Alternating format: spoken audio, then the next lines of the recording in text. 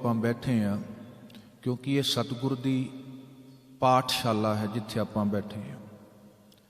ਬਾਣੀ ਦਾ ਬਚਨ ਆਉਂਦਾ ਹੈ, ਸਤ ਸੰਗਤ ਸਤਿਗੁਰ ਚਟਸਾਲ ਹੈ, ਜਿਤ ਹਰ ਗੁਣ ਸਿੱਖਾ।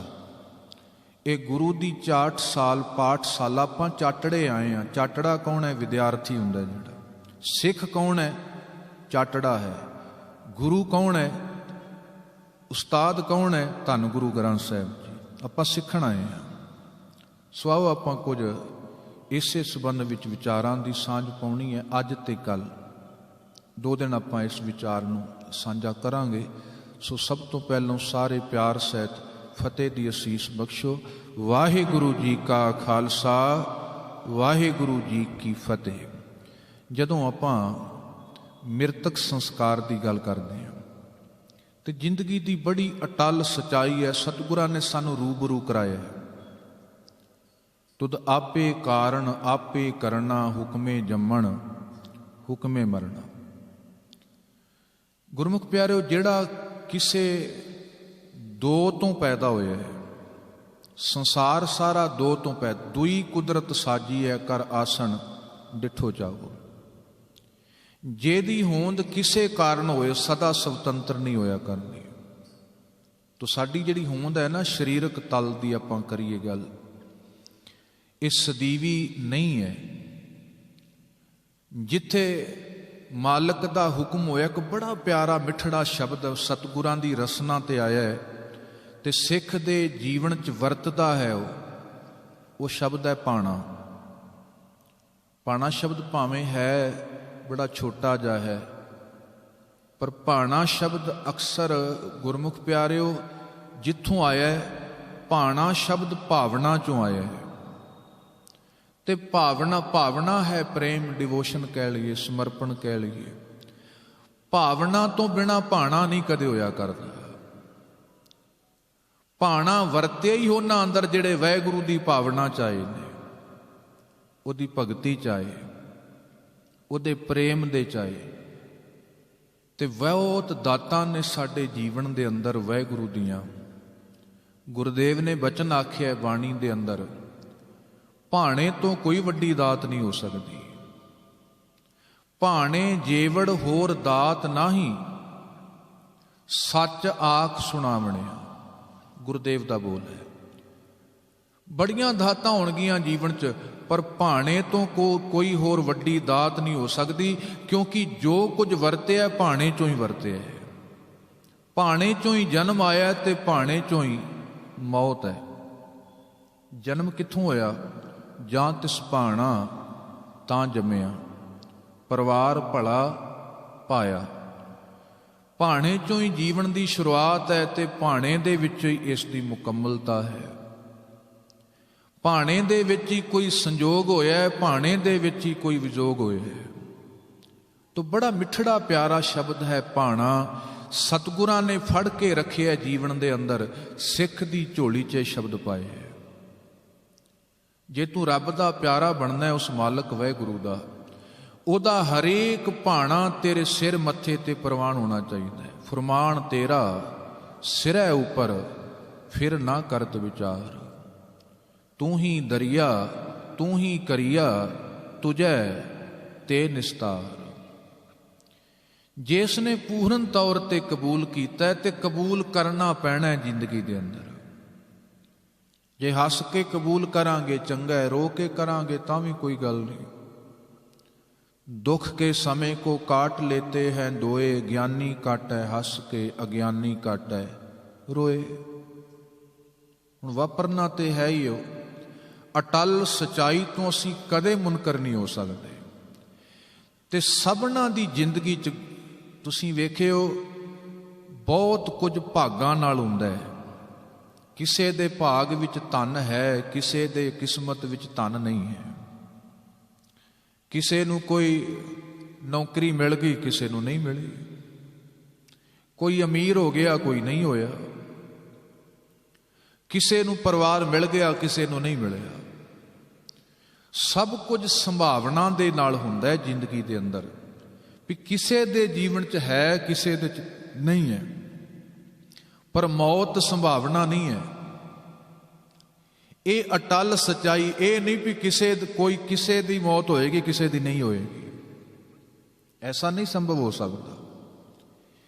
ये ऐसा अटल संजोग है जिहड़ा सबना दे जीवन च वापरना है। कोई छोटा होए, वड्डा होए, बुढ़ा होए, अमीर होए, गरीब होए, राजा होए, भिखारी होए, ये सबना दे जीवन च अटल सच्चाई सांझे रूप अंदर मौत सब दी सांझी है। वो गरीब होए, कोई भी होए, सब दी झोली च सांझी दात मेरे मालक वाहिगुरू ने पाई है। गुरुदेव ने बाणी च आखिया, जिवें किसान हुंदा है अपनी फसल नूं पालदा है, हुण मर्जी किसान दी है फसल नूं कदों वंडना है।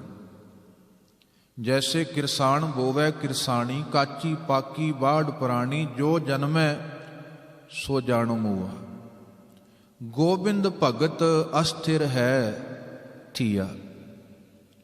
जां बाणी ने बचन आखे है, हरी नाहे नाह डडरी, पक्की वड्डन हार, लै लै दात पहुंचया, लावे कर तैयार, जां हुक्म होआ किरसान दा तां लुण मिलिया खेतार। वो किसान दा हुक्म होया भी खेत वढ़ लो, हुक्म होया कच्ची पक्की जिद्दां भी होए। सो सतगुर कहन लगे, इस हकीकत रखिए, ये साडे हथ विच नहीं है जन्म ते मरण, जोर ना जीवन मरण ना जोर, जोर ना राज माल मन सोर। गुरुदेव ने बार बार बाणी सुनेहे दिते ने। बड़ी जिंदगी दी अटल सच्चाई है ते कबूल करनी पैनी है। ते जेड़ा बंदा कबूल नहीं करता, हुण एक शब्द है रोना, रहत मर्यादा जिक्र आए, आ गुरुदेव ने भी जिक्र किया है बाणी अंदर। धन गुरु ग्रंथ साहिब की पावन बाणी जदों आपां रामकली राग पढ़ते हैं, बाणी का सरलेख है रामकली सद, दद्दे नूं औंकड़ है, वो नौन नाम है बाणी का। जिवें आनंद बाणी का नाम है, सद बाणी का नाम है। धन गुरु अमरदास साहब, गुरु अमरदास साहब के पुत्र ने बाबा मोहरी, बाबा मोहरी जी का पुत्र है बाबा आनंद जी, बाबा आनंद जी का पुत्र है बाबा सुंदर जी। हुण की रिश्ता होया गुरु अमरदास साहब ने? गुरु अमरदास साहब जी का पड़ पोतरा कह लीए, पड़ पोतरे। धन गुरु अमरदास साहब जी ने जिहड़ा सुनेहा दिता, कदों दिता? अंते सतगुर बोलिया। धन गुरु अमरदास अंते समय, भाव जदों शरीर दे अखीरले अवस्था शरीर दी, धन गुरु अमरदास साहब ने वो जो उपदेश बख्शिश कीता सी, वो सद बाणी रूप अंदर है। बाबा सुंदर जी ने उसनूं कलमबंद कीता सी। जो साहब ने बोलिया, कहिए गुरु दी वसीयत है, वो जिहड़ी साडे नां ते साहब ने कीती है, साडे तक पहुंची है। बाबा सुंदर जी ने वो वचन लिखे ने, ते उत्थे जिक्र कीता। जे आपां तवारीख वेखणी होए, लगभग 1774 का जिक्र आउंदा है, माफ करना 1574, 1552 तो 1574 तक धन धन गुरु अमरदास साहब गुरता गद्दी ते रहे ने। सो 1574 धरती है, स्थान है गोइंदवाल साहब जी का। सतगुर भाणे अपने बह परवार सदाया, मत मैं पिछे कोई रोवसी सो मैं मूल ना पाया। मित पैजै मित बिगसै जिस मित की पैज पावे। गुरु अमरदास सतगुर ने जदों साहब जी कह लिए आपां ज्योति जोत समाउण लगे ने, गुरुदेव कहन लगे ये अणहोणी नहीं वरत रही, ये कोई माड़ी घटना नहीं वरत रही, ये मालक दे भाणे च सब कुछ वरत रहे। सतगुर भाणे अपने, गुरु ने अपना भाणा संगत नूं दस्सिया, क्योंकि गुरु ने कहा ये भाणा हुक्म मेरा है, तुसी वाहिगुरू दा हुक्म मनना है। गुरु ने हुक्म कीता है कि मेरा सिख होएगा जिहड़ा रब दा हुक्म मनदा है। सतगुर भाणे अपने बह परवार सदाया, मत मैं पिछे कोई रोवसी सो मैं मूल ना पाया। जब बाणी च बचन आउंदा है, रोवण वाले जेतड़े सब बन्ने पंड प्राण। रोना नहीं है। मालक दा हुक्म वरतिया उन्होंने कबूल करना है। कोई नहीं मालक जिन्ना संजोग है। औखी गल है, वैसे औखी गल है। एक वैराग ठीक है किसी प्रति पैदा हुंदा है, तो गुरमुख प्यारे जिन्हों जीना आ गया, जिन्हें जिंदगी सफल कर ली, वह मरना प्रवान है। अज कुरम दरिया का किनारा है अफगानिस्तान। छोटी जी बेनती है, अज साथी बड़ा प्यारा है, गुरु नूं साथी बड़ा प्यारा मिले है। किसी ने पूछा सी आ कौन है? साहब कहते मेरा भाई है, भाई मरदाना। ये मेरा भाई है, भाई मरदाना जी। 10 साल वड्डे गुरु नानक साहब जी तो। इको ही नगर च तलवंडी की धरती ते राय भोए की तलवंडी, उत्थे ही भाई मरदाना जी साथ बन गया। बड़ा प्यारा साथ बने। भाई मरदाने जी नूं बहाना बना बना के सतगुरां ने सानू सच नाल जोड़े। असल भाई मरदाना बहाना बने साडे तक गुरु का उपदेश पहुँचाउण दा। वो साखी भाई मरदाने दी हुंदी है, सिक्ख्या सानू मिलदी है। खैर किड्डा प्यारा बहाना है भाई मरदाना। ते अज वो अफगानिस्तान की धरती है। भाई मरदाने जी ने कहा सी सतगुरु हुण नहीं तुरिया जांदा, हुण रबाब नहीं सतगुरु वजदी। सतगुरु बड़ा समा तुहाडा 50 साल तो भी वध समा कह लीए, तो असीं ते बहुत वार सत्कार नाल बजुर्गों का नाम ही नहीं लिया गुरु दीयां स्टेजां तो भी। भाई साहब भाई मरदाना जी, मेरे साहब जी हुण शरीर का चोला नहीं बहुता समा चलना। सतगुरु हुण विछोड़े का वक्त आया, तेरा ते मेरा शरीर का विछोड़ा होना है। ये होएगा गुरमुख, इनू नहीं कोई रोक सकता। देवी देवते बाणी का वचन आपां पढ़दे हां, काल पाए ब्रह्मा बपतरा, काल पाए शिवजू अवतरा, काल पाए कर बिसन प्रकाशा, सकल काल का किया तमाशा। किड्डा वड्डा ब्रह्मा मन्निया गया, किड्डा वड्डा शिव जी लोकां ने भगवान मन्निया है, किन्ना वड्डा विष्णु मन्निया है। धन गुरु गोबिंद सिंह साहब जी कहते असल विच सब काल दे तमाशे जी वरते ने, बाहर नहीं हो सके। सो ये जिहड़ा समा है ये वापरना ही वापरना है। जो उपजो सो बिनसै परो आज कै काल, नानक हर गुण गाए ले छाड़ सगल जंजाल, आखो सतनाम श्री वाह। भाई मरदाना जी ने कहा सतगुर बस, तो उत्थे गुरु नानक साहब ने कहा सी मरदानिया वेखो जिन्हों जीवन सफल कर लिया, मरना मुबारक है, चंगा है, वो वड्याउण योग है। वो किसी कवि दे बोल ने, वैसे जब हम आए जगत में जग हसा हम रोए। वो माँ खुश है, वो पिता खुश है, वो रिश्तेदार वधाइयां दिंदे हैं, बच्चा आया, औलाद होगी, धी होए पुत होए कोई होए। जब हम आए जगत में जग हसा हम रोए, ऐसी करनी कर चले हम हसे जग रोए। ਉਹ ਰੋਏ ਤੋਂ ਭਾਵ याद करते ने, भाई चंगा सी, भाई क्यों विछड़ गए, भाई रहिंदा होर दुनिया की फुलवाड़ी नूं होर शिंगारना सी। जिहड़ा असल इस तरह का जीवन जींदा है ते भागां वाला है, जिहदे मौत ते भी वधाइयां मिलदियां होण। साहब ने कहा मरदानिया तू वधाई दा पात्र है। भाई मरदानिया चल कोई इच्छा होए शरीर की कोई मड़ी बनाईए, कोई तेरी समाध बन जाए, कोई मड़ी बन जाए। बड़े प्यारे बोल ने। बेनती कीती सी धन गुरु नानक देव साहब सतगुरु तुहाडे लागे बह बह के, तुहाडे मुख तो निकले हुए अमृत बोल सुन के सतगुरु रबाब वजा वजा के शरीर की मड़ी चों आज़ाद हो गए हैं। सच्चे पातशाह हुण पत्थरां दीयां मड़ियां च नहीं मैं रहना चाहुंदा। वो मड़ी पत्थरां दियां शरीरां दियां मड़ियां तो उपर उठ के जिहड़े रब दे प्यारे, उन्हां नूं काल भी कुछ नहीं कह सकिया। वो इतिहासकारां ने कईयां ने जिक्र किया है, मेरे नानक सतगुर दे नेत्र बंद होए, उधर भाई मरदाने दे नेत्र बंद होए, धन गुरु नानक सतगुर ने चौंकड़ा लाया, भाई मरदाने दा सिर लागे रखिया ते उत्थे सुभावक बोल बोले सन, धन जोबन अर फुलड़ा श्री राग अंदर। ਧਨ ਜੋਬਨ ਅਰ ਫੁੱਲੜਾ ਨਾਠੀੜੇ ਦਿਨ ਚਾਰ, ਪੱਬਣ ਕੇਰੇ ਪੱਤ ਜਿਉ ਢਲ ਢੁੱਲ ਜੁੰਮਣ ਹਾਰ। ਰੰਗ ਮਾਣ ਲੈ ਪਿਆਰਿਆ ਜਾਂ ਜੋਬਨ ਨੌ ਹੋਲਾ, ਦਿਨ ਥੋੜੜੇ ਥਕੇ ਭਇਆ ਪੁਰਾਣਾ ਚੋਲਾ ਰਹਾ।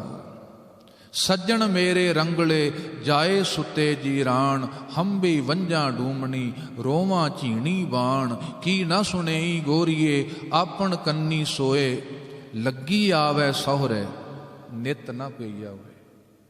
ਭਾਈ ਮਰਦਾਨਿਆ ਚਲਾ ਗਿਆ, ਹਕੀਕਤ ਇਹੀ ਹੈ, ਪੇਕੇ ਕਦੇ ਨਹੀਂ ਰਹਿ ਸਕਦੀ ਕੋਈ ਬਾਲੜੀ ਧੀ, ਸਹੁਰੇ ਜਾਣਾ ਹੀ ਪੈਣਾ, ਜਾਣਾ ਹੀ ਪੈਣਾ। ਵੈਰਾਗ ਭਰੇ ਬੋਲ ਗੁਰੂ ਨਾਨਕ ਸਾਹਿਬ ਜੀ ਦੇ, ਸਾਥੀ ਮਰਦਾਨਾ ਤੇ ਨਾਲ ਚਾਹ ਵੀ ਹੈ, ਸ਼ੁਕਰਾਨਾ ਵੀ ਹੈ। ਭਾਈ ਮਰਦਾਨਿਆ ਤੂੰ ਸਰੀਰ ਦੀ ਮੜੀ ਚੋਂ ਆਜ਼ਾਦ ਹੋ ਗਿਆ। ਕਿੱਡੀ ਦੂਰ ਤੱਕ ਸਾਨੂੰ ਗੁਰੂ ਕਾ ਸ਼ਬਦ, ਗੁਰੂ ਕੀ ਬਾਣੀ ਲੈ ਜਾਂਦੀ ਹੈ। ਤੇ ਇਹ ਵਾਪਰਨਾ ਸਭਨਾਂ ਦੇ ਉੱਤੇ ਹੈ। ਲੱਗੀ ਆਵੈ ਸਹੁਰੇ ਨਿਤ ਨਾ ਪਈਆ ਹੋਏ। ਹੁਣ ਆਪਾਂ ਚਲੋ ਸੋਲਾ ਸਾਹਿਬ ਦੇ ਹੀ ਬੋਲ ਪੜ੍ਹਦੇ ਹਾਂ। ਸੰਬਤ ਸਾਹਾ ਲਿਖਿਆ ਮਿਲ ਕਰ ਪਾਵੋ ਤੇਲ, ਦੇਹੋ ਸੱਜਣਾ ਸੀਸੜੀਆਂ ਜਿਉ ਹੋਵੇ ਸਾਹਿਬ ਸਿਉ ਮੇਲ। ਘਰ ਘਰ ਇਹੋ ਪਾਹੂਚਾ, ਇਹਨੂੰ ਬਿੰਦੇ ਨਾਲ ਨਹੀਂ ਪਹੁੰਚਾ ਨਹੀਂ ਪੜਨਾ ਆਪਾਂ। ਪਾਹੂਚਾ ਦਾ ਅਰਥ ਹੈ ਸਾਹੇ ਚਿੱਠੀ, ਪੱਤਰਕਾ। ਜਿਸ ਪੱਤਰਕਾ ਤੇ ਲਿਖਿਆ ਹੁੰਦਾ ਹੈ ਵੀ ਇਸ ਤਰੀਕ ਨੂੰ ਇਹ ਸਮੇਂ ਆਵਾਂਗੇ ਤੇ ਇਸ ਬੱਚੀ ਨੂੰ ਵਿਆਹ ਕੇ ਲੈ ਜਾਣਾ, ਉਹ ਸਾਰਿਆਂ ਦੇ ਘਰ ਪੱਤਰਕਾ ਪਹੁੰਚੀ ਹੈ, ਚਿੱਠੀ ਸਭਨਾਂ ਦੇ। ਉਹ ਇੱਕ ਹੋਰ ਸਾਡਾ ਪੁਰਾਣਾ ਰਿਵਾਜ ਹੁੰਦਾ ਸੀ, ਪੁਰਾਣੇ ਸਾਡੇ ਬਜ਼ੁਰਗ ਬਹੁਤੇ ਪੜ੍ਹੇ ਨਹੀਂ ਸਨ ਹੁੰਦੇ, ਪਰ ਸਿਆਣੇ ਬੜੇ ਹੁੰਦੇ ਸਨ। ਇੱਕ ਉਹਨਾਂ ਨੇ ਨੁਕਤਾ ਬਣਾਇਆ ਹੋਇਆ ਸੀ, ਵਿਆਹ ਦੀ ਚਿੱਠੀ ਆਉਣੀ ਤੈਨੂੰ ਹਲਦੀ ਲੱਗੀ ਹੁੰਦੀ ਸੀ, ਪਤਾ ਲੱਗ ਜਾਂਦਾ ਸੀ ਵੀ ਵਿਆਹ ਦੀ ਸਗਨਾਂ ਦੀ ਚਿੱਠੀ ਆਈ ਹੈ। ਮੌਤ ਦੀ ਚਿੱਠੀ ਆਉਂਦੀ ਸੀ ਨਾ, ਉਹ ਪਾਰਟੀ ਹੁੰਦੀ ਸੀ ਇੱਕ ਪਾਸੇ, ਉਹ ਵਹਿੰਦਿਆਂ ਸਾਰ ਹੀ ਪਤਾ ਲੱਗ ਜਾਂਦਾ ਸੀ ਕੋਈ ਸੱਜਣ ਸਾਥ ਛੱਡ ਗਏ। ਜਿਨ ਕੀ ਚੀਰੀ ਦਰਗਾਹ ਪਾਟੀ ਤਿੰਨਾ ਮਰਨਾ। ਭਾਈ ਚੀਰੀ ਦਾ ਅਰਥ ਹੈ ਚਿੱਠੀ। ਗੁਰੂ ਗ੍ਰੰਥ ਸਾਹਿਬ ਨੇ ਬਚਨ ਕਿਹਾ, ਜਿਵੇਂ ਜਿਹਦੇ ਘਰ ਪਾਟੀ ਚਿੱਠੀ ਪਹੁੰਚੀ ਹੈ, ਮਰਨ ਦਾ ਸੁਨੇਹਾ ਲੈ ਕੇ ਪਹੁੰਚੀ ਹੈ, ਤੇ ਜਿਨ੍ਹਾਂ ਨੂੰ ਇਹ ਪਾਟੀਆਂ ਚਿੱਠੀਆਂ ਮਿਲੀਆਂ ਨੇ ਜਾਣਾ ਪੈਣਾ ਹੀ ਉਹਨਾਂ ਨੂੰ। ਇਹ ਮਿਲਿਆ ਸੁਨੇਹਾ, ਜਿਨ੍ਹਾਂ ਘਰ ਸਾਹੇ ਚਿੱਠੀ ਵੀ ਗਈ ਹੈ। ਹੁਣ ਸਾਹਿਬ ਬਾਬਾ ਫਰੀਦ ਜੀ ਦੇ ਵੀ ਬੋਲ ਆਉਂਦੇ ਨੇ। ਖੈਰ ਉਹ ਪਹਿਲਾ ਹੀ ਸ਼ਲੋਕ ਹੈ, ਜਿਤ ਦਿਹਾੜੈ ਧਨ ਵਰੀ ਸਾਹੇ ਲਏ ਲਖਾਏ। ਮਲਕ ਜੇ ਕੰਨੀ ਸੁਣੀ ਦਾ ਮੂੰਹ ਦਿਖਾਲੇ ਆਏ। ਜਿੰਦ ਨਿਮਾਣੀ ਕੱਢੀਐ ਹੱਡਾਂ ਕੂ ਕੜਕਾਏ। ਸਾਹੇ ਲਿਖੇ ਨਾ ਚੱਲਣੀ ਜਿੰਦੂ ਕੂ ਸਮਝਾਏ। ਜਿੰਦ ਵਹੁਟੀ ਮਰਨ ਵਾਰ ਲੈ ਜਾਸੀ ਪਰਣਾਏ। ਵੇਖੋ ਪੜ੍ਹਿਆ ਨਾ ਤੁਸੀਂ ਸ਼ਬਦ ਸਭਨਾਂ ਨੇ, ਉਹੀ ਸੁਨੇਹਾ ਸਾਹਿਬ ਨੇ ਦਿੱਤਾ। ਗੁਰਦੇਵ ਕਹਿੰਦੇ ਇਹ ਅਟਲ ਸੱਚਾਈ ਹੈ, ਗੁਰਮੁਖੋ ਕਬੂਲ ਜ਼ਰੂਰ ਕਰ ਲਿਓ। ਸਿੱਖ ਨੇ ਇਹਨੂੰ ਕਬੂਲ ਕਰਨਾ ਹੈ। ਗੁਰੂ ਅਮਰਦਾਸ ਸਾਹਿਬ ਜੀ ਦੀ ਵਸੀਅਤ ਸਾਨੂੰ ਦੱਸਦੀ ਹੈ। ਰਾਮਕਲੀ ਸਦ ਬਾਣੀ ਦਾ ਨਾਮ ਹੈ, ਰਾਮਕਲੀ ਰਾਗ ਵਿੱਚ ਬਾਬਾ ਸੁੰਦਰ ਜੀ ਨੇ ਉਹ ਸਾਨੂੰ ਵਸੀਅਤ ਦਸੀ ਹੈ। ਤੇ ਗੁਰਮੁਖ ਪਿਆਰੇ, ਗੁਰੂ ਦੀ ਵਸੀਅਤ 'ਚ ਨਸੀਹਤ ਮਿਲੀ ਹੈ ਸਾਨੂੰ, ਬੜੀਆਂ ਪਿਆਰੀਆਂ ਨਸੀਹਤਾਂ ਨੇ। ਆਪ ਗੁਰੂ ਦੀ ਵਸੀਅਤ ਹੈ ਪਾਵਨ ਬਾਣੀ, ਤੇ ਨਸੀਹਤਾਂ ਸਾਨੂੰ ਦਿੰਦੀ ਹੈ। ਆ ਰਹਿਤ ਮਰਿਆਦਾ ਨਸੀਹਤਾਂ ਹੀ ਨੇ ਸਾਡੇ ਵਾਸਤੇ, ਜਿਹੜੀਆਂ ਗੁਰੂ ਕੋਲੋਂ ਲੈ ਕੇ ਗੁਰਮੁਖਾਂ ਨੇ ਇਕੱਠੀਆਂ ਕਰਕੇ ਸਾਡੇ ਤੱਕ ਪਹੁੰਚਾਈਆਂ ਨੇ। ਉਹ ਨਸੀਹਤਾਂ ਨੂੰ ਮੰਨਣਾ ਬਹੁਤ ਜ਼ਰੂਰੀ ਹੈ ਸਿੱਖ ਵਾਸਤੇ। ਸਿੱਖ ਹੈ ਹੀ ਉਹ ਜਿਹੜਾ ਗੁਰੂ ਦੀ ਨਸੀਹਤ ਨੂੰ ਮੰਨਦਾ ਹੈ। ਤੇ ਜੇ ਇਸ ਨੂੰ ਨਸੀਹਤ ਨੇ ਉਹਨੇ ਕਬੂਲ ਕੀਤਾ, ਫਿਰ ਵਸੀਅਤ ਵੀ ਉਹਨੂੰ ਕੀ ਮਿਲੇਗੀ? ਬੇਦਖਲ ਕੀਤਾ ਜਾਂਦਾ। ਗੁਰਮੁਖ ਪਿਆਰਿਓ, ਇਹ ਨਸੀਹਤ ਸਾਹਿਬ ਨੇ ਦਿੱਤੀ ਹੈ। ਮਤ ਮੈਂ ਪਿੱਛੇ ਕੋਈ ਰੋਵ ਸੀ ਸੋ ਮੈਂ ਮੂਲ ਨਾ ਪਾਇਆ। ਇਹ ਮਾਲਕ ਦਾ ਭਾਣਾ ਹੈ, ਗੁਰੂ ਦੀ ਨਸੀਹਤ ਹੈ। ਭਾਣੇ ਨੂੰ ਕਬੂਲ ਕਰਨਾ, ਜਨਮ ਭਾਣੇ ਤੋਂ ਸ਼ੁਰੂ ਹੋਇਆ, ਮਰਨ ਭਾਣੇ 'ਚ ਮੁੱਕ ਜਾਂਦਾ ਹੈ।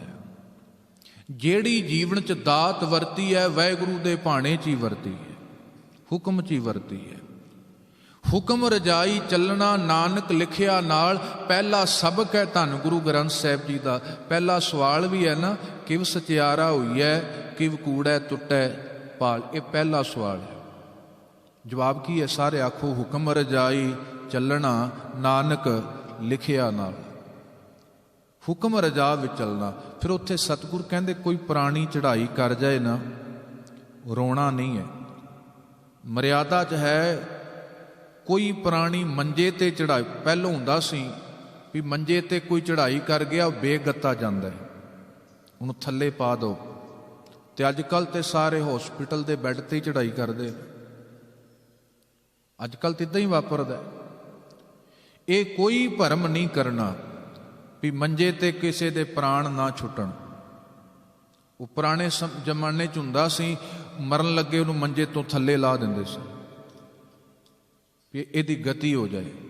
ਲਾਗੇ ਦੀਵਾ ਬਾਲ ਦੇਣਾ, ਉਸ ਦੀਵੇ ਘਿਓ ਦਾ ਦੀਵਾ। ਇਹ ਸਭ ਕੁਝ ਗਰੜੂ ਪੁਰਾਣ 'ਚ ਲਿਖਿਆ।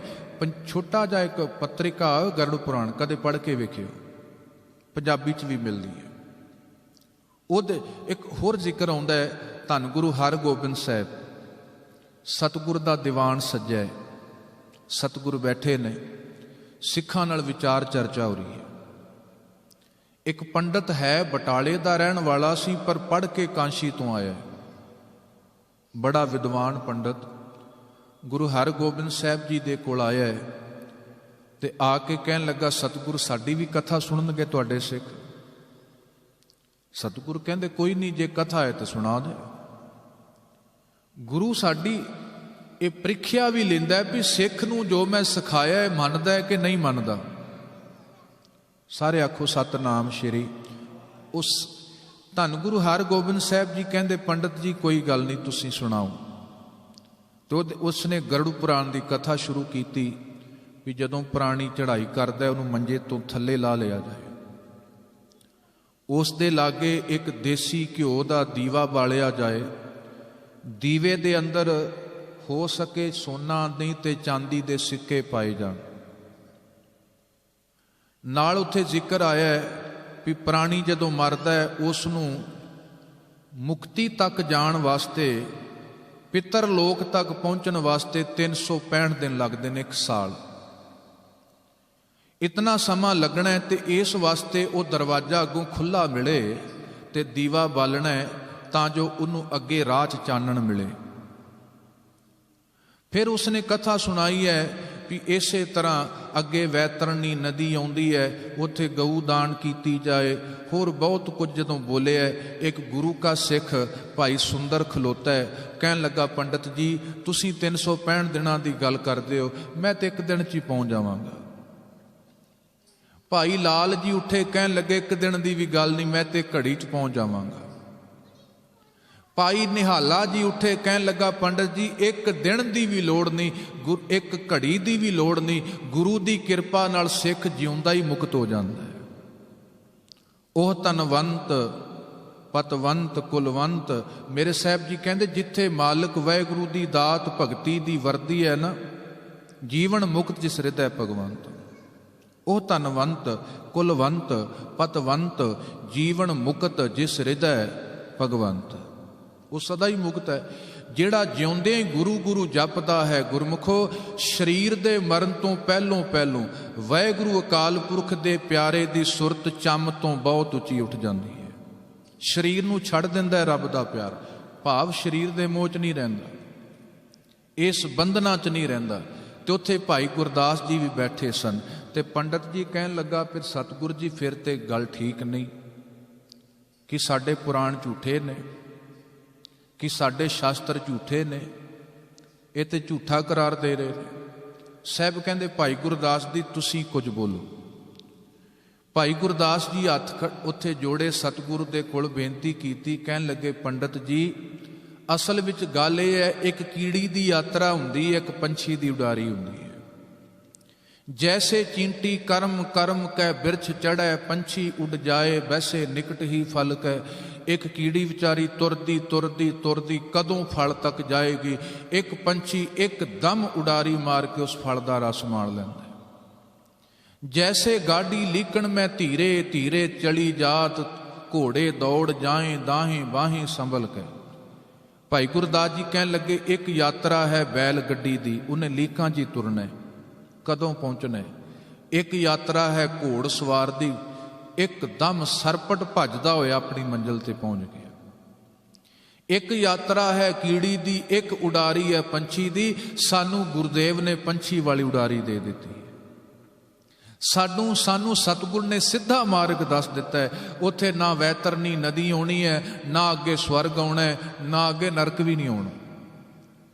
ਕਵਣ ਨਰਕ ਕਿਆ ਸੁਰਗ ਵਿਚਾਰਾ, ਸੰਤਨ ਦੋ ਰਾਧੇ, ਹਮ ਕਾਹੂ ਕੀ ਕਾਣ ਨਾ ਕੱਢਤੇ, ਆਪਣੇ ਗੁਰ ਪ੍ਰਸਾਦੇ। ਬਾਣੀ ਦੇ ਬਚਨ ਆਉਂਦੇ ਨੇ ਵੀ ਜਿਸ ਰਾਹ ਤੇ ਗੁਰੂ ਨੇ ਸਾਨੂੰ ਤੋਰਿਆ, ਉੱਥੇ ਨਰਕ ਵੀ ਨਹੀਂ ਆਇਆ, ਸਵਰਗ ਵੀ ਨਹੀਂ ਆਇਆ, ਧਰਮਰਾਜ ਵੀ ਨਹੀਂ ਆਇਆ, ਚਿੱਤਰਗੁਪਤ ਵੀ ਨਹੀਂ ਆਇਆ। ਧਰਮ ਰਾਏ ਦਰ ਕਾਗਦ ਫਾਰੇ, ਜਨ ਨਾਨਕ ਲੇਖਾ ਸਮਝਾ। ਉੱਥੇ ਧਰਮਰਾਜ ਨਾਲ ਵੀ ਵਾਸਤਾ ਨਹੀਂ ਪਿਆ। ਜਿੱਥੇ ਮੇਰੇ ਸਾਹਿਬ ਜੀ ਕਹਿਣ ਲੱਗੇ, ਜਿਹੇ ਮਾਰਗ ਲੂਟੀ ਪਨਹਾਰੀ, ਜਿਹੇ ਪੈਂਡੇ ਮਾਫ ਕਰਨਾ, ਜਿਹੇ ਪੈਂਡੇ ਲੂਟੀ ਪਨਹਾਰੀ, ਸੋ ਮਾਰਗ ਸੰਤਨ ਦੁਰਾਰੀ।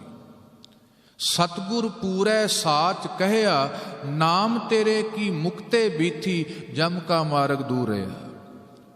ਗੁਰਦੇਵ ਕਹਿਣ ਲੱਗੇ, ਜਿਹੜਾ ਰਾਹ ਮੇਰੇ ਗੁਰਦੇਵ ਨੇ ਬਖਸ਼ਿਆ ਸਾਨੂੰ, ਨਾਮ ਦਾ, ਗੁਰਸਿੱਖੀ ਦਾ ਮਾਰਗ ਹੈ, ਜਿੱਥੇ ਜਮਾਂ ਦਾ ਮਾਰਗ ਬਹੁਤ ਦੂਰ ਹੋ ਜਾਂਦਾ ਹੈ।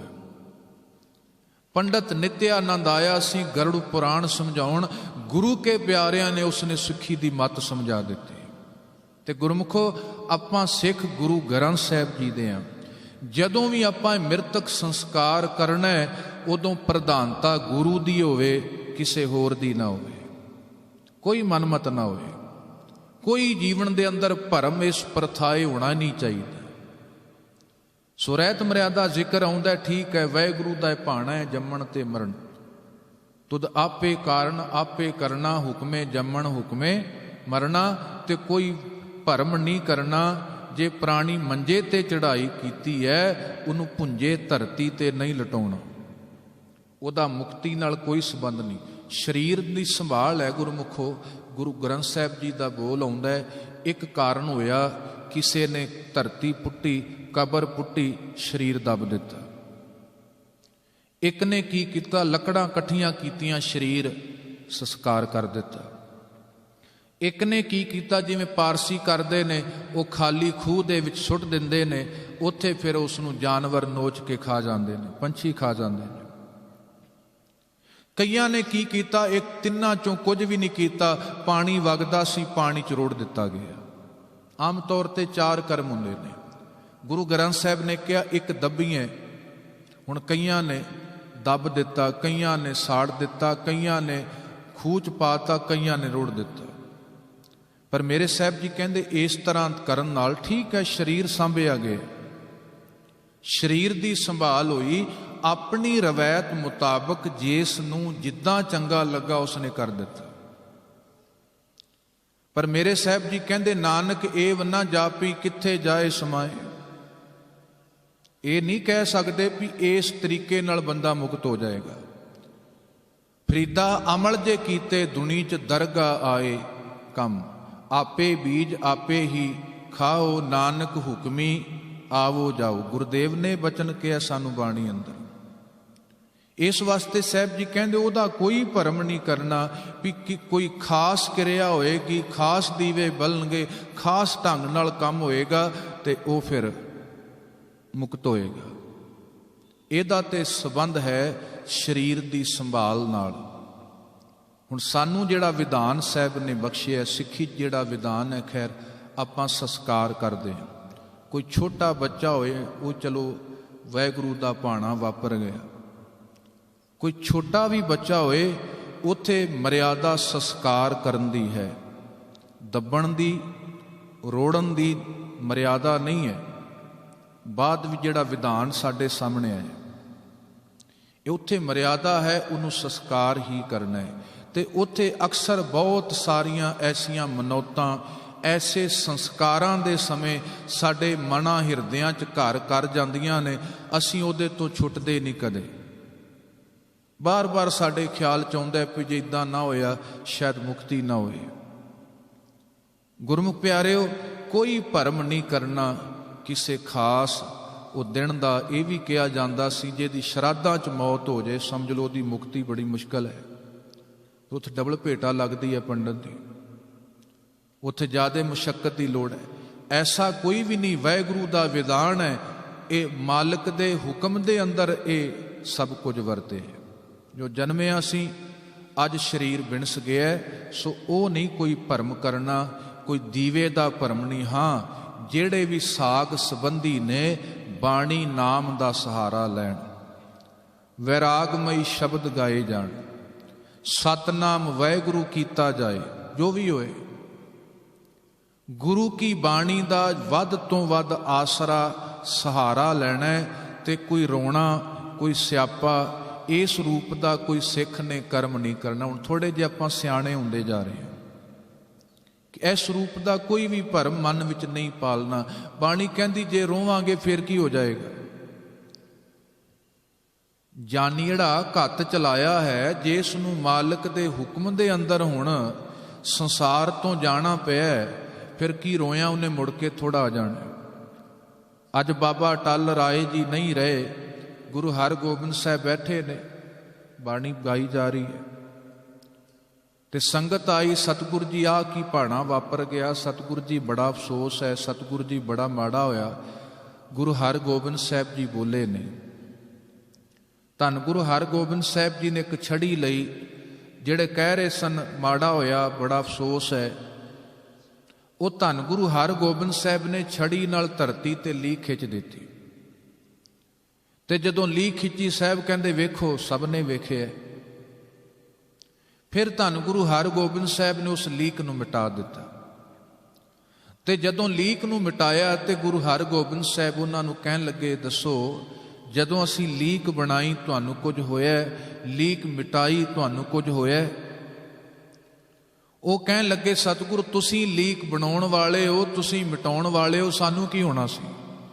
साडे ते कोई फर्क नहीं पिया। तुसीं बनाउण वाले, तुसीं मिटाउण वाले।